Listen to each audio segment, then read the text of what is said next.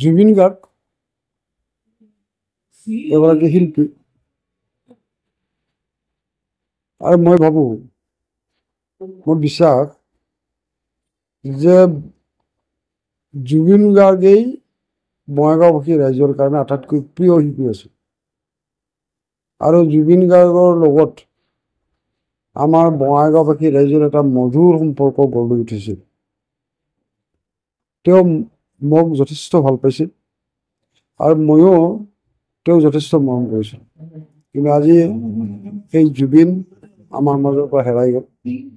গতিকে আমি বঙাইগাঁওবাসী ৰাইজে এটাই আশা কৰিম, আমাৰ এটাই নিবেদন যে জুবিন গাৰ্গ য'তেই নাথাকক কিয় শান্তিত থাকক, তেওঁৰ বিদেহী আত্মাই শান্তি পাওক, তাকে আজি আমি কামনা কৰিছোঁ।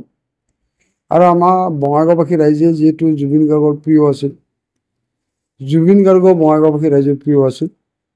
গতিকে আমি বঙাইগাঁওবাসী ৰাইজে জুবিন গাৰ্গক জীয়াই ৰাখিবৰ কাৰণে আমি নিশ্চয় চিন্তা প্ৰচেষ্টা আমি চলাম।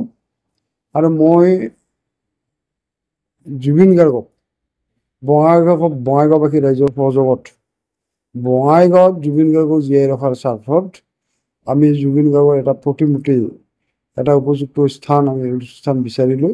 তাত আমি প্ৰতিমূৰ্তি স্থাপন কৰি আমি জুবিন গাৰ্গক বঙাইগাঁওবাসী ৰাইজে জীয়াই ৰখাৰ কাৰণে ব্যৱস্থা গ্ৰহণ কৰিম।